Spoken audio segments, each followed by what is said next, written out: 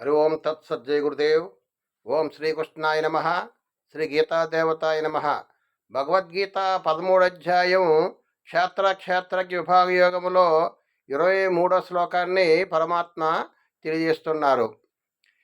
య ఏవం ఏ వేత్తి పురుషం ప్రకృతిం చ గుణైః సహ సర్వదా వర్తమానోపి న స భూయోభిజాయతే.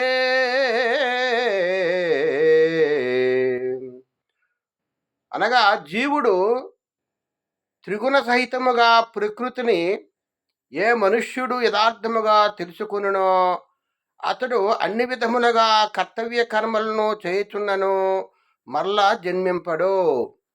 మనము ప్రకృతి అంటే ఏమిటి, పురుషుడు అంటే ఏమిటి, ఈ ప్రకృతి యొక్క గుణాలు ఏమిటి, ఈ ప్రకృతి వచ్చినటువంటి ఈ గుణాలు ఏ విధంగా ప్రవర్తిస్తూ ఉంటాయి అని జ్ఞానము ద్వారా మనం తెలుసుకోవాలి. ఈ మనసు ఏమిటి, ఈ బుద్ధి ఏమిటి, చిత్తము, అహంకారము ఏ విధంగా ప్రవర్తిస్తూ ఉంటాయి, ఏ విధంగా ఈ మనుష్యుడు ఇంద్రియ లోలుడైపోతుంటాడు. బాహ్య ప్రపంచంలో ఉన్నటువంటి ఈ సుఖదుఖాలు అనుభవిస్తూ, భోగభాగ్యాలు అనుభవిస్తూ, అనేక రకాలైనటువంటి సుఖదుఖాలు అనుభవిస్తూ ఉంటాడు ఈ మనిషి. కాబట్టి మనం ఆ స్వామి ఏం చెప్తున్నారంటే గుణ సహితమైనటువంటి ఈ ప్రకృతిని తెలుసుకోవాలి. ఎవరైతే ఈ పురుషుడు తెలుసుకుంటాడో ఏ విధంగా ప్రవర్తించినా ఆయనకి తిరిగి జన్మింపడు. జన్మ అనేది మనకి ఉండకూడదు. అంటే జన్మ ఉండకూడదంటే మన మనసు శుద్ధి అవ్వాలి, మన మోక్ష మార్గానికి వెళ్ళాలి, దానికి సాధన చేయాలి.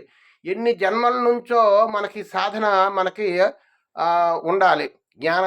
జ్ఞాన మార్గము ద్వారా కానీ, ధ్యాన మార్గము ద్వారా కానీ, భక్తి మార్గము ద్వారా కానీ మనకి జన్మ రాకుండా చేసుకోవాలి. దానికి ప్రయత్నమే ఇవన్నీ సాధనలన్నీ కూడా.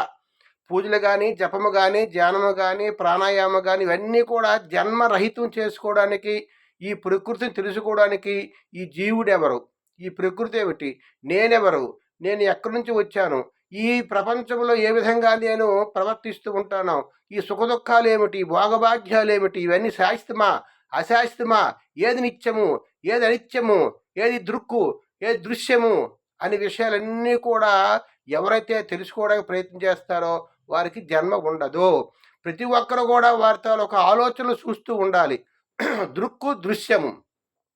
దృక్ అంటే చూసేవాడు, దృశ్యాన్ని చూసేవాడు దృక్కు, ఆయనే ఆత్మ. ఆత్మ అనేది కూడా చూస్తూ ఉంటుంది దృశ్యాన్ని.